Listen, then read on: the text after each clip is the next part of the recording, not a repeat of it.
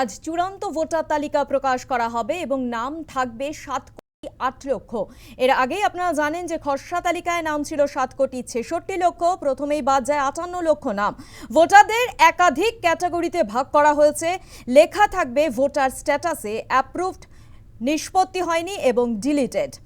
আজ চূড়ান্ত ভোটার তালিকা প্রকাশ। চূড়ান্ত ভোটার তালিকায় থাকবে 7,08,00,000 নাম। খসড়া তালিকায় ছিল 7,66,00,000 নাম। প্রথমেই বাদ যায় 58,00,000 নাম। ভোটারদের একাধিক ক্যাটাগরিতে ভাগ করা থাকবে এবং লেখা থাকবে ভোটার স্ট্যাটাসে, যেখানে অ্যাপ্রুভড লেখা থাকবে, নিষ্পত্তি হয়নি লেখা থাকবে, পাশাপাশি ডিলিটেড লেখা থাকবে।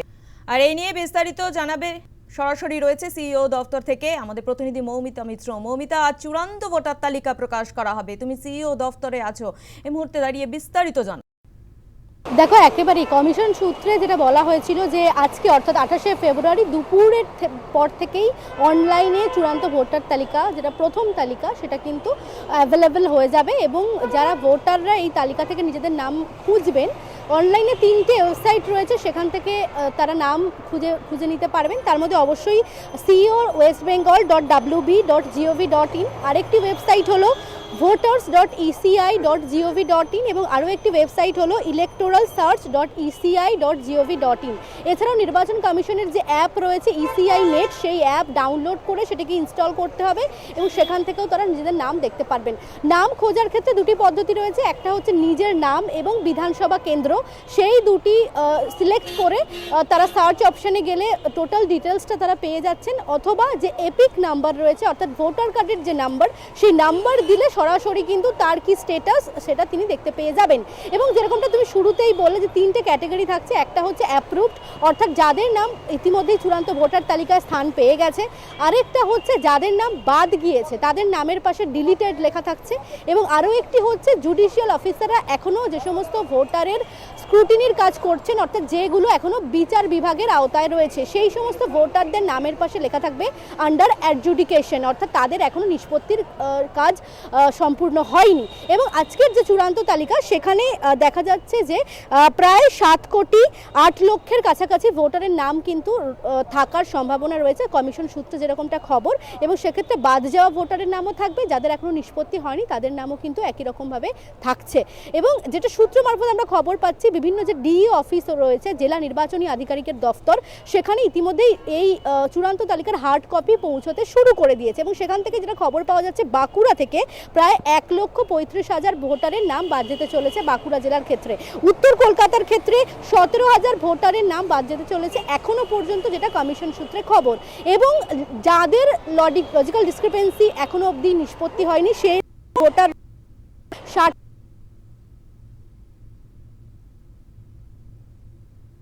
বেশি ভোটারের ভাগ্য কিন্তু এখনো ঝুলে রয়েছে। তালিকায় উঠবে নাকি উঠবে না সেটা কিন্তু এখনো স্পষ্ট নয়। এবং অবশ্যই আজকের এই তালিকা চূড়ান্ত ভোটার তালিকা, কিন্তু পূর্ণাঙ্গ তালিকা নয়, অর্থাৎ এর পরেও সাপ্লিমেন্টারি লিস্ট বেরোবে।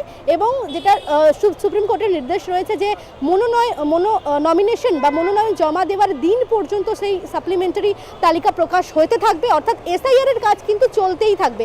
আজকে চূড়ান্ত তালিকা প্রকাশ হলেও এসআইআর প্রক্রিয়া কিন্তু থামছে না। এসআইআর এর কাজ যেমন চলছে সেরকমই চলবে, এবং জুডিশিয়াল অফিসাররা যেভাবে স্ক্রুটিনির কাজ করছেন তারা কিন্তু সেই কাজ করতে থাকবেন। আজকে বিকেলে সাংবাদিক বৈঠক করার কথা রয়েছে, মুখ্য নির্বাচনী আধিকারিক তিনি সাংবাদিক বৈঠক করবেন এবং গোটা বিষয়টা সম্পর্কে তিনি স্পষ্টভাবে জানাবেন, অর্থাৎ বিধানসভা ভিত্তিক বা জেলা ভিত্তিক কত নাম বাদ যাচ্ছে বা কত জনের নাম থাকছে তালিকায়। এবং ইতিমধ্যেই যারা রাজনৈতিক প্রতিনিধিরা রয়েছেন, প্রত্যেকটা রাজনৈতিক দলকে এই চূড়ান্ত তালিকার হার্ড কপি দিয়ে দেওয়া হবে। তারা সিইও দপ্তর থেকে বা তাদের নিজস্ব যে ডিইও অফিস রয়েছে সেখান থেকেও কিন্তু তারা তালিকা পেয়ে যাবেন। এবং একেবারেই বলা যায় যে যেভাবে যে খসড়া তালিকা প্রকাশ হয়েছিল, সেখানে যেভাবে ভোটাররা নিজেদের নাম চেক করেছিলেন, সেই একই পদ্ধতিতে তারা চূড়ান্ত তালিকাতেও তাদের নাম দেখতে পারবেন। শুধুমাত্র 3টে ক্যাটাগরি এখানে রাখা হচ্ছে, ডিলিটেড, আন্ডার অ্যাডজুডিকেশন এবং অ্যাপ্রুভড। এবার আস্তে আস্তে দুপুরের পর থেকে গোটা বিষয়টা কিন্তু অনলাইনে অ্যাভেলেবেল হয়ে যাবে এবং ভোটাররা খুব সহজেই ওয়েবসাইট বা অ্যাপের মাধ্যমে তারা তালিকা থেকে নিজেদের নাম খুঁজে নিতে পারবেন। মৌমিতা, তোমার কাছে আরো একবার জানতে চাইবো, তুমি যেমনটা জানাচ্ছিলে যে ধাপে ধাপে প্রকাশিত হবে চূড়ান্ত ভোটার তালিকা, এবং সেক্ষেত্রে দাঁড়িয়ে বাঁকুড়া জেলার কথা তুমি বলছিলে, বাঁকুড়া জেলায় কিন্তু 1,35,000 নাম বাদ, অন্যদিকে উত্তর কলকাতার কথাও তুমি বলছিলে, উত্তর কলকাতায় প্রায় 17,000 নাম বাদ। মৌমিতা।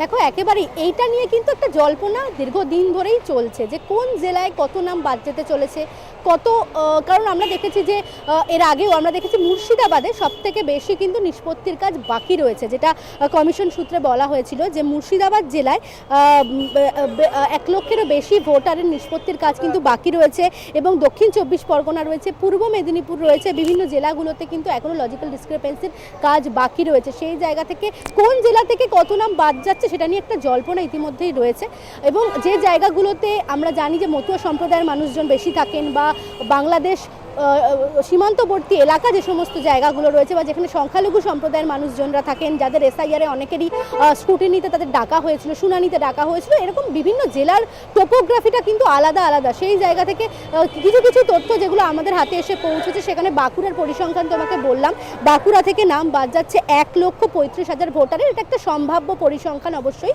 কলকাতার ক্ষেত্রে উত্তর কলকাতায় সেখানে 17,000-এর কাছাকাছি ভোটারের নাম বাদ যেতে চলেছে, একটা সম্ভাব্য যে পরিসংখ্যান আমরা কমিশন সূত্রে জানতে পারছি। এরকম বিভিন্ন জেলার ক্ষেত্রে কিন্তু বিভিন্ন পরিসংখ্যান রয়েছে। পূর্ণাঙ্গ তালিকা হাতে পাওয়ার পরে বা অনলাইনে অ্যাভেলেবেল হয়ে গেলে গোটা বিষয়টা একেবারে স্পষ্ট হয়ে যাবে যে বিধানসভা ভিত্তিক কত নাম বাদ যেতে চলেছে বা কতজনের নাম তালিকায় স্থান পেল। ধন্যবাদ মমিতা, আপাতত তোমায়। আপনাদের শোনাবো রাজ্যের মন্ত্রী শশী পাজা আজ ভোটার তালিকা প্রকাশ নিয়ে কি বলছেন। বিভাজন করবেন, আপনি ধর্ম নিয়ে বিভাজন করবেন, ভাষা নিয়ে বিভাজন করবেন, জাতি নিয়ে বিভাজন করবেন, এই রাজনীতি কিংবা এই ধরনের মেরুকরণে বাংলার মাটি, বাংলার যারা আছে তারা বিশ্বাস করে এবং এগুলোকে নষ্ট করে। আজকে এসআইআর এর ফাইনাল লিস্ট বেরোচ্ছে চূড়ান্ত ভোটার তালিকা, আপনাকেও ডাক করা হয়েছিল, কাজেই এটা কি মানে সেই মাধ্যমিক পরীক্ষার মতো একটা টেনশন হচ্ছে সারা? না, এটা নিয়ে আমরা খুব পরিশ্রম করেছি যাতে বৈধ ভোটার না বাদ যায়।